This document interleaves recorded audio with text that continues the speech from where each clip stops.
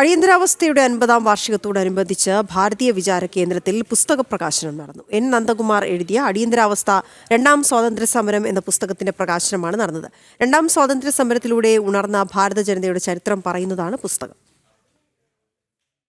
അടിയന്തരാവസ്ഥയുടെ 50-ാം വർഷം ഭരണഘടനാ ലംഘനത്തിന്റെ ഓർമ്മപ്പെടുത്തൽ ദിനത്തോടനുബന്ധിച്ച് പുസ്തക പ്രകാശനം ഭാരതീയ വിചാര കേന്ദ്രത്തിൽ നടന്നു. രണ്ടാം സ്വാതന്ത്ര്യ സമരത്തിലൂടെ ഉണർന്ന ഭാരത ജനതയുടെ ചരിത്രം പറയുന്ന പുസ്തകമാണ് എൻ നന്ദകുമാറിന്റെ അടിയന്തരാവസ്ഥ രണ്ടാം സ്വാതന്ത്ര്യ സമരം. പുസ്തകത്തിന്റെ പ്രകാശനം ഭാരതീയ വിചാര കേന്ദ്രത്തിൽ നടന്നു. ഹിന്ദുധർമ്മ പരിഷത്ത് പ്രസിഡന്റ് എം ഗോപാലിന്റെ അധ്യക്ഷതയിൽ നടന്ന ചടങ്ങിൽ കെ രാമൻപിള്ള CP ജോണിന് പുസ്തകം നൽകി ആദ്യ പ്രകാശനം നിർവഹിച്ചു.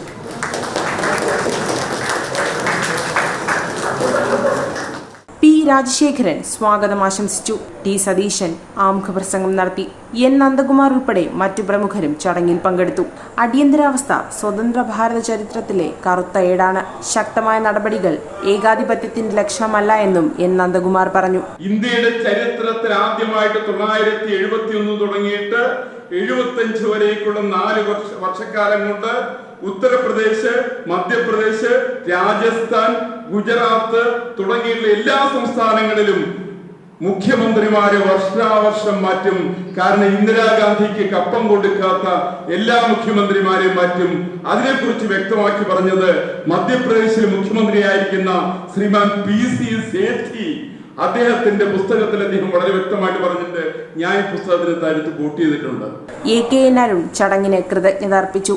ചടങ്ങിൽ മറ്റ് പ്രമുഖരും പങ്കെടുത്തു. ജനം, തിരുവനന്തപുരം.